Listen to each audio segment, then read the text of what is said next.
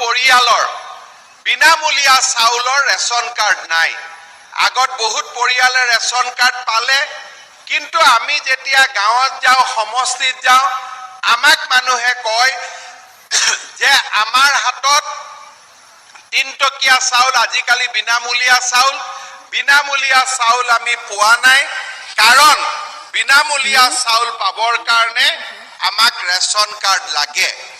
এই বছৰ আমি ৰাজ্য চৰকাৰে সিদ্ধান্ত গ্ৰহণ কৰিছো যে শাৰদীয় দুৰ্গা পূজাৰ পিছত অসমত আৰু আমি 50 লাখ ব্যক্তিক আমি বিনামূলীয়া চাউল যোগানৰ কাম আমি হাতত ল'ম।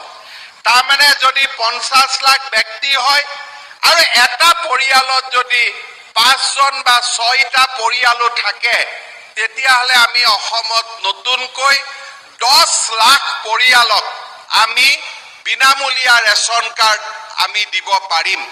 অৰ্থাৎ অহা পূজাৰ পিছত 8 লাখ অৰুণোদয়, 10 লাখ বিনামূলীয়া চাউল, অৰ্থাৎ 18 লাখ পৰিয়ালক আমি সহায় কৰাৰ কামত আমি আগবাঢ়িম। তৃতীয় পৰ্যায়ত আমি আৰু এটা ডাঙৰ আঁচনি হাতত লৈছো, সেইটো হ'ল যে আমাৰ যিমান পৰিয়ালৰ হাতত ৰেচন কাৰ্ড আছে, তেওঁলোকক আমি এখন কাৰ্ড দিব খুজিছো, যিখন কাৰ্ডেদি হস্পিটালতে হওক, নাৰ্ছিং হোমতে হওক 5 লাখ টকালৈকে প্ৰত্যেক বছৰে আপোনালোকে বিনামূলীয়া চিকিৎসা ল'ব পাৰিব।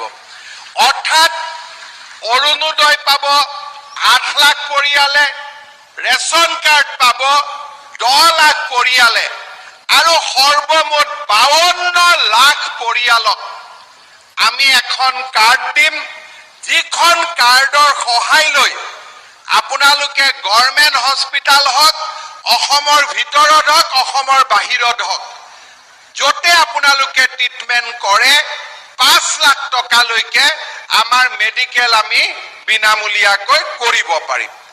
এই ধৰণে আমি অসমৰ প্ৰতিগৰাকী দুখীয়া পৰিয়ালৰ ওচৰত আমি যাবৰ বাবে সিদ্ধান্ত লৈছো।